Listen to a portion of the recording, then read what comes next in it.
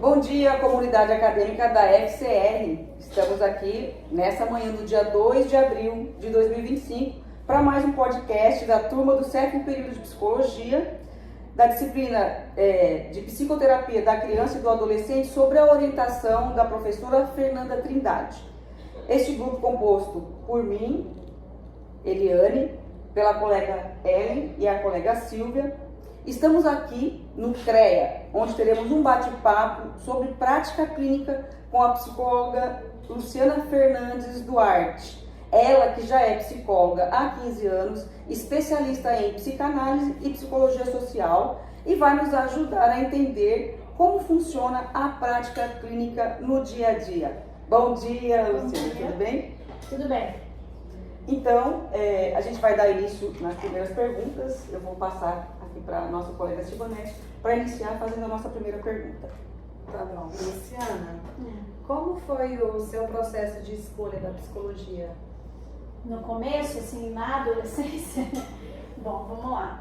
Eu tinha um entendimento bem diferente do que a gente tem durante a graduação do que é psicologia. Eu escolhi psicologia especificamente pela clínica e a psicanálise. Chegando lá no curso, eu descobri que isso era só a pontinha do iceberg, né? Que existiam várias outras áreas de atuação do psicólogo, mas foi especificamente por causa da abordagem clínica, né? Da atuação clínica e especificamente a psicanálise que eu me interessei, comecei a ter assim as primeiras, como é que eu posso dizer assim, curiosidade em relação do que era psicologia. Isso lá com 17 anos.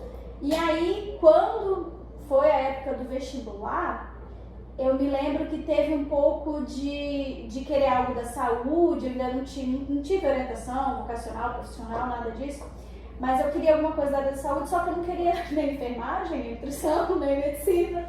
E aí eu descobri, né, fui pesquisar um pouquinho, na época a gente não tinha nem Google, tá? Não tinha nada disso. E aí fui descobrir que era o mais parecido, enfim. Foi um pouquinho de sorte de ter acertado, porque não tinha muitas informações não. Mas foi tentando algo da área da saúde mesmo. Muito bem. E a segunda pergunta, amiga Ellen? Lu, o que levou você a escolher atuar com psicoterapia infantil e juvenil e quais foram os maiores desafios no início da sua prática clínica? Aí a gente entra num percurso um pouco diferente. Eu tinha uma tremenda resistência a trabalhar com adolescentes, mas desde os meus estágios na clínica, de aconselhamento, tudo que eu tive na Uni, só o que deu certo pra mim foi com adolescente. E tipo assim, quem eu tinha mais facilidade, eu dizer que não queria, era um público que eu tinha resistência.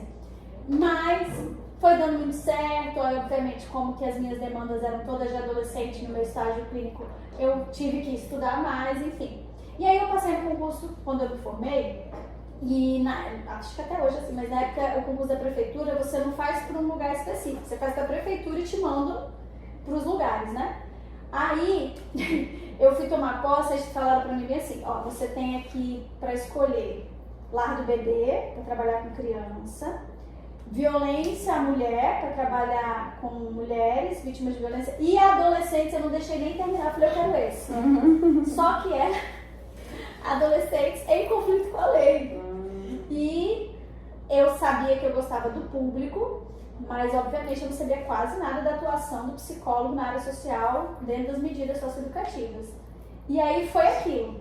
Eu tive que aprender qual era o serviço dentro da área social, mas eu já tinha uma perspectiva e uma prática com adolescentes. Porque assim, gente, trabalhar com adolescente é um negócio que eles sabem quando você está interessado neles ou não. Já cansei de atender adolescente que fica aos 50 minutos de atendimento sim. Pois é. Então assim, tem que ter todo... E eles sabem quando você está sendo sincera. Enfim, é uma perspectiva de vínculo muito diferente. Não é igual a criança, né, que você senta, brinca e também não é igual o adulto que chega querendo, né, que chega ali já, teoricamente, pronto para falar. No adolescente, ele vai primeiro te testar de algumas formas, enfim. Então foi assim que eu comecei a ter contato com adolescentes. E aí eu trabalho, né, dentro da medida socioeducativa com adolescentes já tem 15 anos também. E aí trabalhei como docente 9 anos e quando eu saí das faculdades eu já estava atuando na clínica, mas resolvi ficar só na clínica, né? Saí das faculdades em 2022 e fui para a clínica. E, mais uma vez, o que aparecia?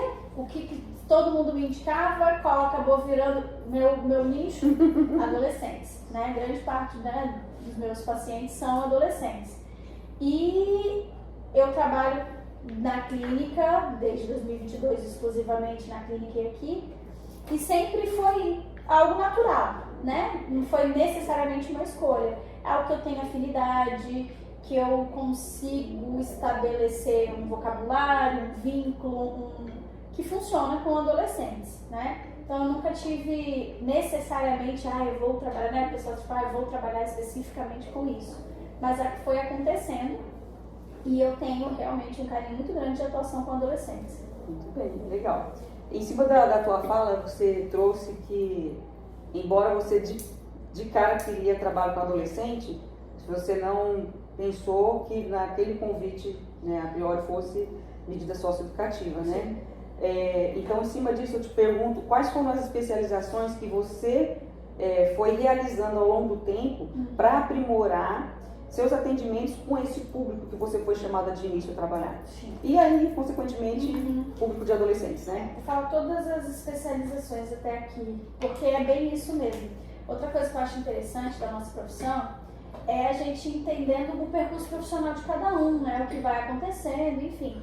Quando eu me formei, eu tinha pouquíssimo conhecimento sobre a legislação, sobre a parte mais legal do atendimento de adolescente em conflito com a lei, então eu fiz uma especialização na Católica, na época,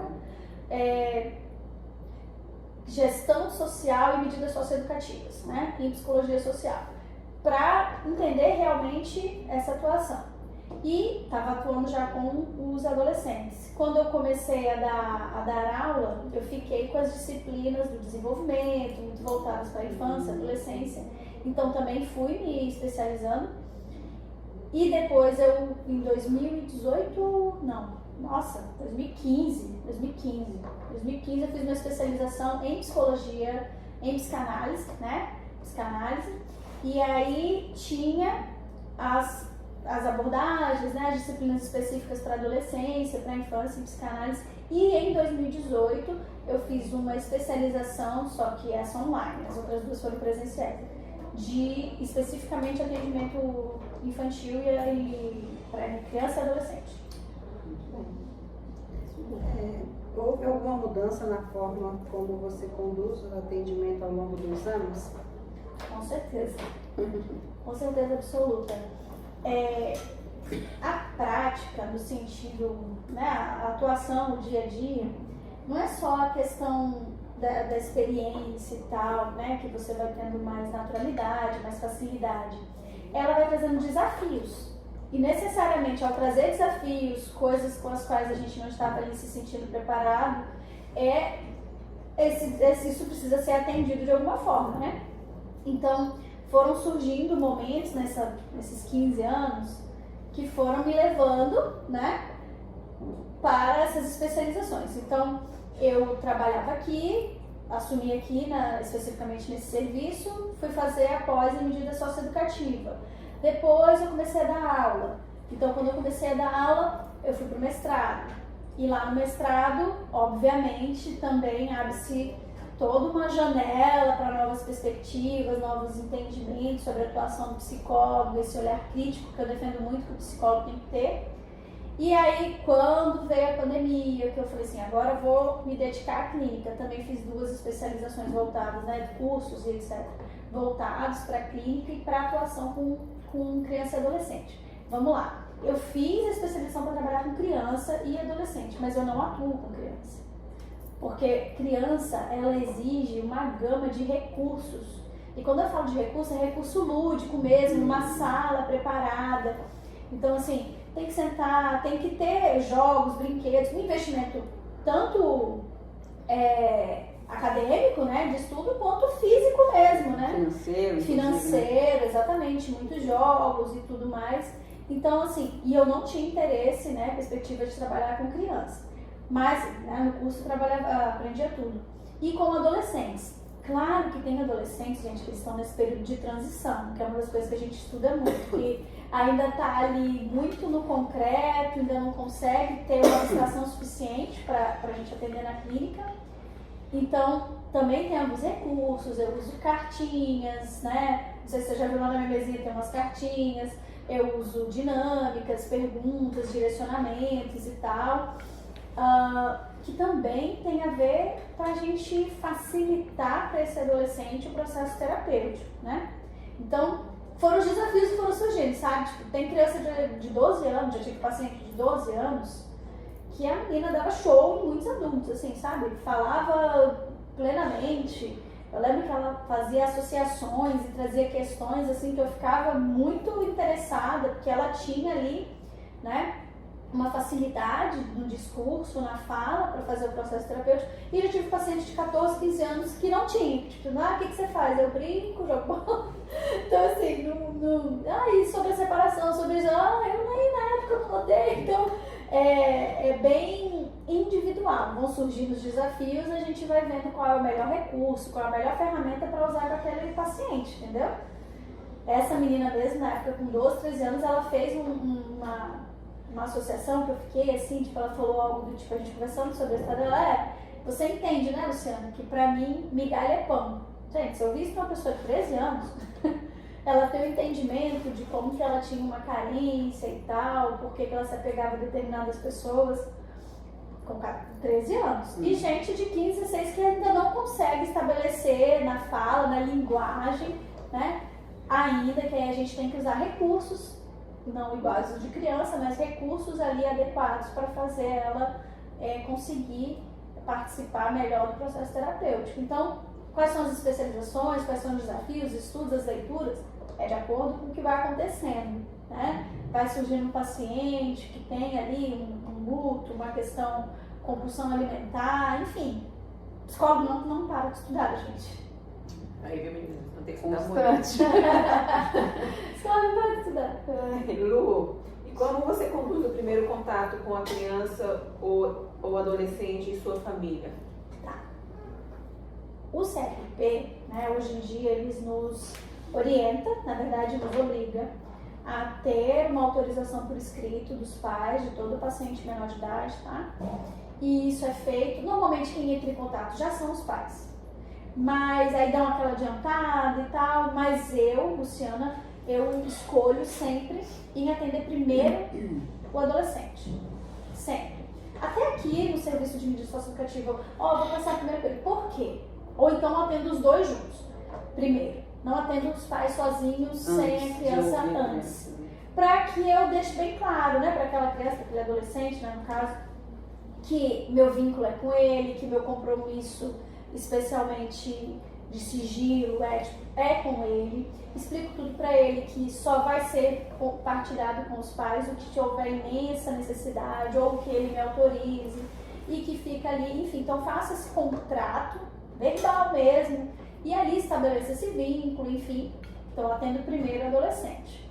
Depois eu atendo os pais. Alguns pais são mais, né, estão sempre, ficam perguntando e vem. Alguns tem uns que eu atendi uma vez, depois tá tudo bem, tô adorando, não volta e tá tudo bem.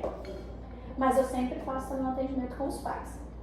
Pode ser imediatamente, quando os pais querem trazer as próprias queixas, ou pode ser depois também, sabe? Tipo, 1 mês, 2, 3 meses de atendimento. E eu sempre aviso o adolescente. Sempre falo, olha, vou marcar com seus pais, eu explico por que eu tenho que marcar, vai ser tal dia. Vamos trazer quais são as questões, quais eu posso dividir, quais você não quer que sejam compartilhadas nesse momento.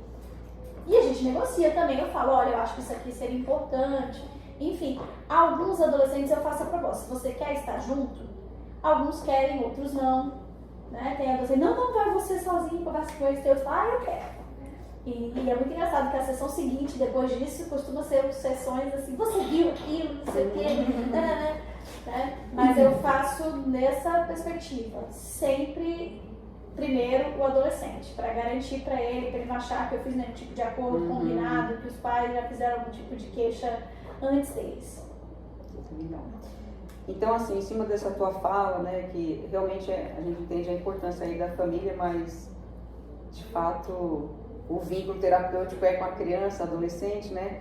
Aí, em cima dessa fala, como que você vê e analisa a participação da família nesse processo terapêutico? Como você vê isso? Claro. Importantíssimo. E estando ali ou não. Porque, por exemplo, atendi já uma adolescente grandinho, 16 para 17 anos, encaminhei ele para uma avaliação, né, com uma neuropsicóloga, levantamos um diagnóstico, ele tinha um sofrimento muito intenso, vários, porque assim, eu não faço diagnósticos de de avaliações psicológicas, então ali o atendimento é clínico. Encaminhei para uma psicóloga e fizemos, né, uma avaliação de 3 meses também, uma que eu confio muito, e o laudo dele de TDAH. Como ela foi na escola, conversou com os pais também decidiram fazer uma avaliação deles e viram, conseguiu, já tinha desconfiança, autismo, a mãe, né? Falou realmente que tinha esse lance todo do vínculo dela com essa menina, tinha várias questões, e o pai de TDAH e assim, uma agitação bem grande. Então, o que eu acho interessante? É isso, quando a família está envolvida, a gente movimenta todas as estruturas, entendeu? Quando os pais entendem que eles também têm participação na queixa que eles têm do próprio filho, eles têm alguma participação ali, né? É essencial. E fez muita diferença, tipo, nesse caso, todo mundo foi fazer, todo mundo, Luciana, aí o pai queria um psicólogo na TCC, porque era TDAH, e a mãe foi procurar outro, então é bem assim. E tem pais que não se interessam. Tem avanço com o adolescente? Tem. Porque assim, eu vou falar uma coisa específica do porquê que eu não falei no começo, que eu me interessei por adolescentes. O que foi minha paixão, assim, o que foi que acendeu esse interesse? Ao trabalhar com criança, nós dependemos muito dos pais. Em qualquer lugar que o psicólogo for atuar com criança, ele depende dos pais. Se for na escola, o pai tem que fazer a tarefa, tem que levar para a escola, tem que fazer tudo, depende dos pais, percebem? A criança não vai ter autonomia suficiente para nada. Então eu sempre fiz na faculdade, alguma atuação com criança, mas nunca foi porque a gente ficava engatado nisso aí. Então, assim, claro que os pais são importantes no processo terapêutico com adolescentes, mas parte do processo terapêutico com adolescentes é trabalhar o quê? Autonomia e emancipação emocional do adolescente. Então, com ou sem a participação dos pais, a gente tem o que fazer ali, percebe? Não é que na criança não tem, mas a gente fica mais dependente desses cuidadores. E com o adolescente, quando os pais participam, é lindo, mas você pode trabalhar justamente a emancipação, a autonomia, a independência, a compreensão dos próprios conteúdos, que é um momento do desenvolvimento que essa pessoa, esse sujeito, ele já está passando por esse processo emocionalmente, desse rompimento, né, de desconstrução desses pais perfeitos. Então, assim, foi por isso que eu fui trabalhar com adolescente, por eu entender que, é neles, o foco é neles e tal, né, a gente vai por esse caminho. Então, agora respondendo a pergunta, os pais são muito importantes, claro que eles fazem diferença, mas dá para, mesmo com os pais que participam, parte do nosso trabalho é trabalhar essa emancipação, né? Tipo, ok, isso foi feito de você, mas e você? O que você quer? Entendeu? Você vai trazendo para aquele menino, para aquela menina, adolescente, essa responsabilização, percebe? Né? Tipo, teu pai não fez isso, mas aí você pode? Você pesquisou os cursos que você quer? Você tá indo atrás? Você... Entende? É diferente da criança. É bem diferente. Lu, para você, qual é a importância da ludoterapia na psicoterapia infanto-juvenil? Sim, como eu disse, né? O trabalho lúdico para a criança é uma necessidade, é uma ferramenta necessária. Não tem como você construir um vínculo com a criança sem partir do lúdico, sem partir da brincadeira, né? E alguma fala assim mais simbólica para que ele vá trazendo os conteúdos dele. Mas com o adolescente também existe, tá? Eu faço orientação profissional e eu uso jogos, perguntas, cartinhas, também histórias para eles completarem, existem dinâmicas e tal. que são importantes. Claro que é uma perspectiva diferente da criança, que é um lúdico já mais elaborado, né? Da criança vão ser ali brincadeiras, bonecos, fantoches, para garantir, né, caixa de areia, que ele expresse as suas emoções. Então, no da criança, eu diria que é essencial. Não existe trabalho com a criança sem uma ferramenta, né, intermediária que seja lúdica, tá? Com o adolescente, não. Se você botar um boneco ali, ele vai sair correndo e vai falar assim, credo, né? Não tá afim disso, Deus o livre. Mas também tem ferramentas específicas, né? Dinâmicas, propostas. Eu trago indicação de livro, de filme, para poder facilitar mesmo, né? Fazer aí uma mediação para que ele consiga entender certas coisas. Interessante. Então vamos lá. Como você lida com os casos de resistência ou silêncio da criança e do adolescente durante a sessão? Perfeito. Ok. Primeira coisa que a gente tem que ter, eu preciso não levar pro pessoal. Gente, não é com você, entendeu? Porque eu acho muito complicado profissionais, né? Esses dias, esse é, né, uma profissional que falou assim, eu falei do meu psicólogo anterior pro atual e ele disse que eu estava comparando ele. Gente, pelo amor de Deus! Como o psicólogo leva aquilo pro pessoal, né? Uma comparação, às vezes, é uma opinião, enfim, não é pessoal. Já tive pacientes que foram agressivos e falaram assim comigo e a gente olhou, mas qual é a sua intenção com isso e tal? Não é para a Luciana, é para a transferência que se estabelece ali, né? O papel que eu ocupo, o lugar que eu ocupo, enfim. Então, primeiro de tudo, não levar para o pessoal. E entender que dentro daquele contexto clínico, a transferência se dá de diversas formas. Uma delas é o embate ou a resistência. E aí cabe a nós usar as ferramentas, as estratégias mais adequadas para que isso se desenvolva. E aí tá, já tive adolescente de ficar calado. Já tive adolescente que falou assim, o que você queria fazer? Não queria vir, minha mãe me obrigou. Ele tá comigo 2 anos, ele continua indo. Aí eu falei, tá, o que você quer fazer hoje, fulaninho? Dormir, ele encosta lá, desliga o abajur que fica em cima dele, entendeu? Porque ele desliga, porque o abajur fica na cara dele, ele dorme 50 minutos, quando acaba o tempo, ele fala assim, acabou, ele levanta e vai embora. Na outra sessão, quando eu comecei a fazer isso, ele foi começando a se interessar. Foi assim, foi todo um processo. Se sentiu respeitado. Aí exatamente, tem dia que ele chega mais cansado e tal, ele estava no ensino médio, e é um caso mais complexo, enfim, ali é uma situação delicada, mas é isso. Tem dia que ele fala, hoje não tô a fim de falar nada.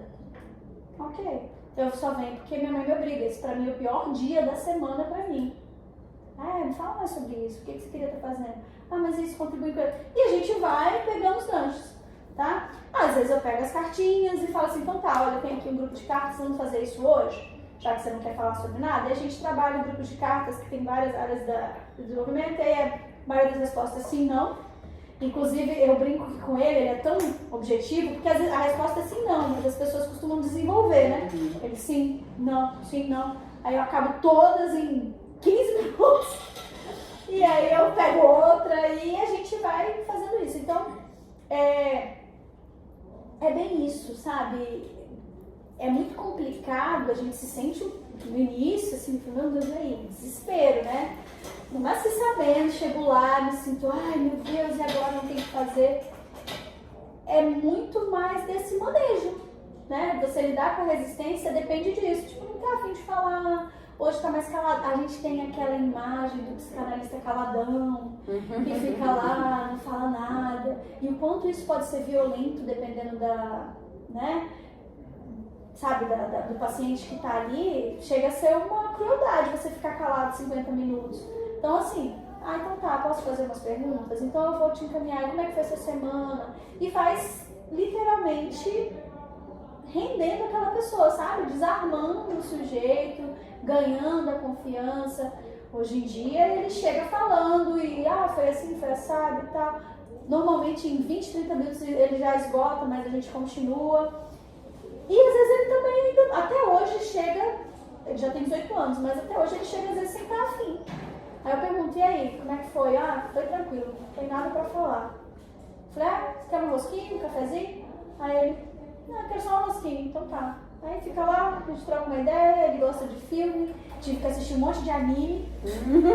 Eu fui assistir aquele que tem uma blusinha vermelha, um chapéuzinho, aí que é um anime infinito, que não acaba mais. Aí eu fui assistir porque ele falava de alguns personagens, aí eu fui assistir o anime, eu falei, eu assisti, saiu um episódio, lançou no Netflix.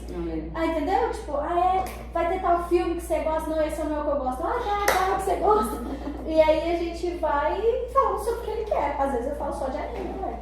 Interessante, né? É um processo de você aprender sobre o outro, né?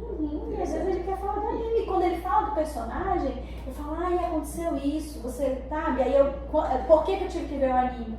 Porque ele falava muito de alguns personagens, aí eu quis entender qual era desses personagens. Joguei no Google aí, meu Deus, esse personagem é sobre isso, né? Tipo, tem todo um lance de abandono, de não sei o que. É mó caos, anime é triste pra caramba, né? Aí, enfim, foi assim. Pode continuar. Em cima dessa fala, a gente percebe que tudo é tão desafiador, né? Aí, quais seriam os principais desafios no atendimento do adolescente, comparando com atendimento à criança? Pronto. Eu volto para a fase do desenvolvimento. A criança depende muito dessa participação dos pais. Normalmente a criança é só um sintoma, ela tá ali não verbalizando, mas literalmente um sintoma, como é que eu posso dizer assim, demonstrando uma expressão de algo familiar. A criança, ela, tipo assim, ela vem para dar, não seria voz, porque ela não vai falar, mas para dar expressão de alguma coisa da família. Por isso que eu tô dizendo, trabalhar com criança é desafiador, porque é com os pais. Normalmente a parte do engodo ali, quando vem dos pais. Até mesmo quando a gente está falando hoje em dia, a gente tem tido mais acesso, por exemplo, alguma neurodivergência. É como a família aborda aquilo, né? Então assim, tem TDAH, faz atividade física, qual é a rotina da família? Vamos realinhar isso daí. Os pais que têm resistência ao psiquiatra, não, vamos repensar isso daí, não tem resistência à medicação. Eu tenho muita cautela, muito cuidado com a medicalização, mas jamais eu vou ser uma defensora, né, de não precisa. A gente tem que ter, obviamente, muita responsabilidade. Como eu te digo, eu sempre encaminho para uma avaliação de 3 meses para a gente confirmar aquilo, mudar toda a rotina ali daquela criança, daquele adolescente para entender. Então, qual é a maior diferença e o maior desafio? A criança, ela vai ter essa dependência extrema. Já aconteceu na época do meu estágio na Uni, 2008, de eu atender uma criança. E atendi a criança, blá, blá. No final, eu falei pra mãe, assim, olha, estou fazendo um encaminhamento para você, eu queria que você virasse minha paciente. Porque a questão era com ela, né? Ela estava reclamando de uma agressividade do filho, mas era uma agressividade dela que ele demonstrava. Enfim, então, a criança depende muito de ferramentas lúdicas e outra, variada, né? Que a criança enjoa. Então você tem que ter papel, tem que ter giz-cera, tem que ter todo um investimento mesmo, espaço adequado, para que ela vá ali livremente construindo ali formas de expressar o que ela está sentindo, quais são os desafios, quais são as questões. Então, a criança é isso. E do adolescente é conquistar a confiança. Ele sabe quando você está mentindo. Vou dar um exemplo daqui, desse outro trabalho, né, do CRES. Uma vez eu fui atender um adolescente e aqui eles cometem ato fracional, né, tem que cumprir a medida socioeducativa. Aí o menino foi, cumpriu a medida e ele voltou. E cara, ele tinha sido assim, ele vinha de uma filha, mas ele... Na hora que ele entrou, eu olhei assim e falei, não acredito que você cometeu um novo ato infracional, eu estou extremamente decepcionada.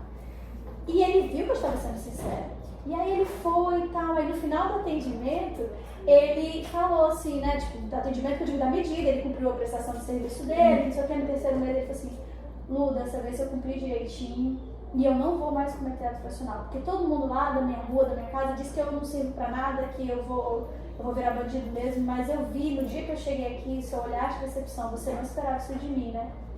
Aí eu falei, não. Eu percebi que você estava falando a verdade. Então assim, e eu não fiquei insistindo, eu só falei, eu não acredito, ai, poxa vida e tal, e fui dando atendimento, fui fazendo. Então, o adolescente, o principal é o vínculo, o que vai, né, e é muito assim, já teve adolescente de uma vez e não precisa mais lá, não viu com a minha cara, e tá tudo bem, não vamos levar para o pessoal, percebe? É isso que eu falo. E não vai dar match com você, vai dar com o outro e tá tudo bem, isso não bota em xeque sua competência, né? Então, Com o adolescente, eu acho que, com o adulto também, é o vínculo. É você conseguir estabelecer uma aliança terapêutica, uma transferência legal. E na época da minha graduação, eu tinha uma professora incrível, a Melissa, vocês já tiveram a oportunidade dela, que ela falou uma coisa que me marcou muito. Ela vai ter paciente para todo mundo. Vai ter gente que vai ficar com você porque você é tatuada, porque você fala assim, e vai ter gente que vai ficar com fulano porque ele é todo sério, porque ele é isso. Então, assim, sabe, o que vai fazer é muito aquilo. O mais importante do psicólogo, e aí eu falo, especialmente com adolescentes, com adulto também faz sentido, né? É essa autenticidade. Ele sentir que você está sendo autêntico, né? Que você, essa é você, que você está ali para ele, enfim. Então, da criança tem tudo isso, o desafio é a família, os recursos e tal, a paciência da criança. E com o adolescente, estabelecer um vínculo adequado, ser autêntico e, claro que inserir a família, mas é uma inserção da família numa perspectiva completamente diferente da criança.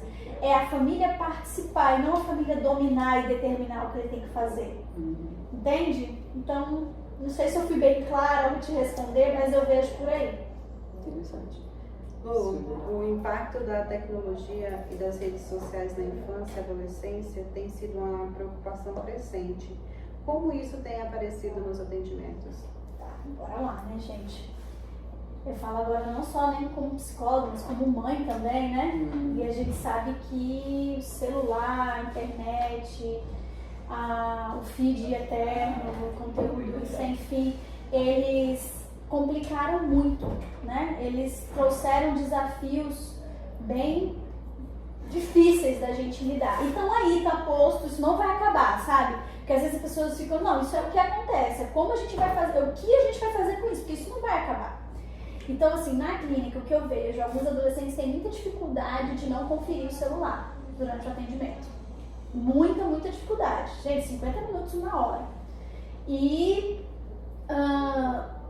eu vejo que isso causa muita ansiedade. E também trouxe desafios e questões que a gente não estava esperando, que a gente ainda está aprendendo a lidar. Tipo assim, eu tenho uma paciente, adolescente, que ela não quer ter a mãe no Instagram.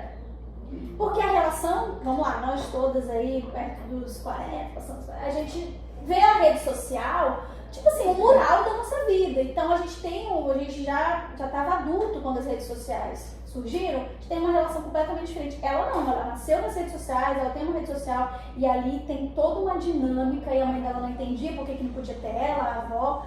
Aí a gente fez uma sessão, as duas, para explicar qual era a perspectiva da rede social para a mãe, qual era a perspectiva da rede social para a menina, né? E por que não podia ter os pais, porque era tipo um grupo privado, era íntimo, não é, né? Não era que nem a gente que podia ter outros convívios com os amigos, enfim.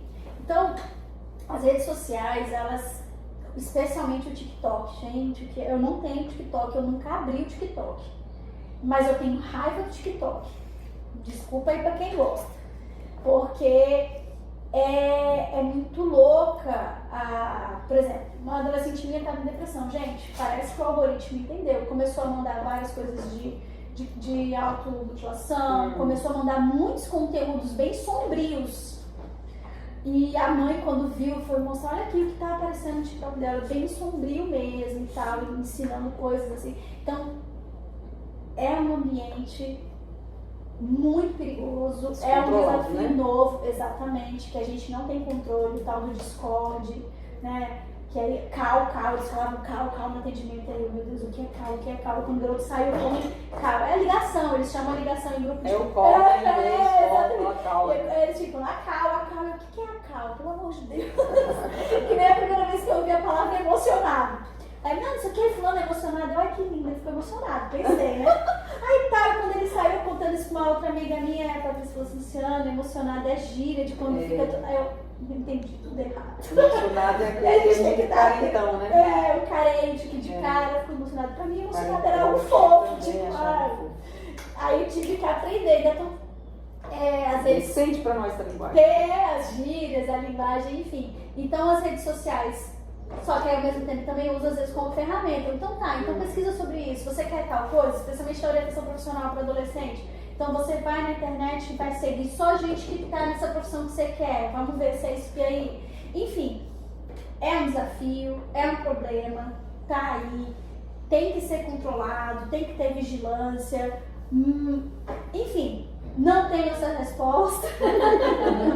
Não sei também, mas sim. É algo que tem chegado na clínica, tipo, postei, ninguém curtiu, postei pra fulano não viu, né? Porque os stories dá pra saber quem viu, né? Então, vira coisa, né? Vira conteúdo mesmo. Bastante, né? Lu, e como você vê o futuro da psicoterapia infanto-juvenil, considerando mudanças sociais e tecnológicas atuais? Gente, desde que eu me formei que a gente ficou vendo algumas promessas mais assim de fato. A saúde mental da criança e dos adolescentes tem sido extremamente minada, está comprometida. E as pessoas têm entendido, né, pós-pandemia, a gente sabe que a importância da saúde mental, a importância do psicólogo, a gente já foi visto, ainda não temos a valorização, né, financeira e social, acompanhando o entendimento da nossa importância. Porque assim, vamos lá, tem ali na inteligência artificial, conversar como se fosse um psicólogo, nada substitui o psicólogo. E a gente precisa estar bem seguro quanto a isso, né? Tentando vender essa ideia de que, não. A importância está cada vez maior, as crianças estão cada vez mais acesso à tecnologia, né? Privadas de contato com a natureza, com o grupo, com a interação. Tem escola que proíbe de correr, entendeu? Tem escola que no 8º ano está fazendo vestibulinho. Então, assim, a gente tem se deparado com adolescentes cada vez mais ansiosos, com burnout, gente, pessoas com burnout com 16, 17 anos, entendeu? Por causa da cobrança, enfim. Então, sim, eu vejo que é uma área em expansão, né? A gente tem tido mais diagnósticos, não vou entrar aqui na Serrara no lance de quais são reais, quais não são, mas assim, tem tido muito mais diagnósticos de neurodivergências, então é uma área que a gente precisa de profissionais mais capacitados e mais profissionais para atuar mesmo, porque cada dia a gente entende que tem mais demanda. Por um lado triste, por outro importante para. E aí, claro, mas aí futuros, né, é uma crítica que eu falo à psicologia, a gente tem que se apropriar, entendeu? A gente tem que tomar conta desses espaços. Eu sou contra a medicalização e diagnóstico. Gente, contra ou a favor, tá aí. Vamos lidar com isso, vamos orientar as famílias, vamos atuar. Porque senão a gente se exime e perde espaço mesmo. Aí eu tô falando de espaço político e de mercado. É interessante essa tua fala, Luciana, porque a pergunta seguinte seria a seguinte: qual conselho você daria para um profissional da psicologia que estivesse iniciando a carreira e quisesse trabalhar com criança e adolescente na mesma abordagem que você atua? Estude.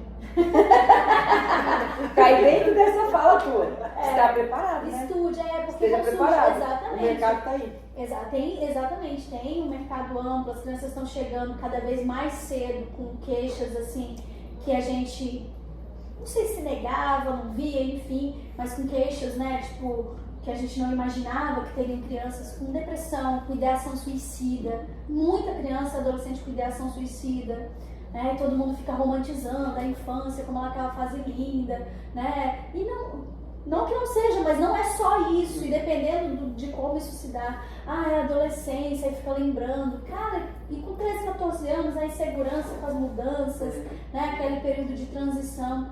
Então, assim, agora a gente está começando a lidar com isso. A gente vem de uma sociedade que invisibilizou as crianças, os adolescentes por muitos anos, né? Então, agora... Estão em evidência. Exatamente, agora a gente está conseguindo se dar conta da importância de dar atenção para essas duas fases do desenvolvimento, que isso é essencial para uma fase adulta, né, emocionalmente mais, não sei se a palavra seria estável, porque a vida não é estável, mas assim, madura mesmo, consciente, autorresponsável. Então estude, entenda que tem que realmente estar preparado para mudanças. Falei para eles dois quando eles chegaram mais cedo, que nós psicólogos, a gente lida com tudo antes de todo mundo. Tipo assim, quando começou a ter esse lance, orientação sexual, a escola, a gente vai lidando com isso primeiro todo mundo, antes de ter lei, antes de abordar o assunto, isso já chega na clínica, entendeu? Já chegou aquele sofrimento por parte ou das crianças ou dos pais. Então, é muito importante a gente estar atento a essas transformações sociais para entender o quanto que isso impacta o desenvolvimento da criança e adolescente. Eu vejo os adolescentes hoje em dia que eu atendo. Cara, eles saem da escola, eles não têm mais convívio com outros adolescentes além do celular. Não tem a liberdade de ter uma rede comunitária, uma praça, uma rua, um lugar, um clube. Não tem. A verdade é que, inclusive, eu vejo que a psicologia clínica tem tido um crescimento, todo mundo falando de saúde mental, e esquecendo por que isso está tão comprometido. Porque a gente não tem comunidades preparadas para receber os adolescentes, para que eles tenham um convívio comunitário, para que eles se sintam fazendo parte da sociedade. A gente não tem espaços de lazer adequados, a gente não tem nada disso. E, obviamente, isso leva ao adoecimento psíquico. Você fez eu lembrar do documentário. É A Vida Lá Fora. Lembra desse documentário? Fala do desenvolvimento. Aí tem a primeira infância, segunda infância, vai. E nesse documentário fala bastante sobre isso. De não ter um espaço social. Sim. Estão vivendo todo mundo dentro de uma caixa, né? Exato. E aí chega lá no mercado de trabalho, o pessoal tem feito... Bom, e para finalizar agora, Luciana, você poderia compartilhar um caso, preservando a identidade, que te marcou ao longo da tua carreira? Sim. Como eu já fui falando alguns casos, né, fui usando alguns exemplos para vocês, mas eu vejo que o que a minha paciente fez a neuroavaliação e fez toda a família fazer, os pais receberam o diagnóstico, que foi muito importante para eles. Eles, né, tiveram ali um autoconhecimento, acesso a uma coisa da vida deles, que foi muito, muito legal, né? Ver o quanto que uma pessoa, né, em terapia pode movimentar as estruturas da família inteira, e quando todos estão dispostos a participar desse processo, e enfim. Então eu acho muito legal, né? Eu ainda estou atendendo essa paciente, mas eu achei muito interessante ver como isso aconteceu. Então, a terapia, né, ela só vai, teoricamente, mudar você. Você não está ali para mudar ninguém, né? Mas como que a sua mudança pode mudar as coisas ao redor? Isso é bem legal. Muito bem. Então, nós encerramos aqui o nosso podcast, agradecendo aí a psicóloga Luciana e todos os colegas aqui. Um ótimo dia para todos. Obrigada.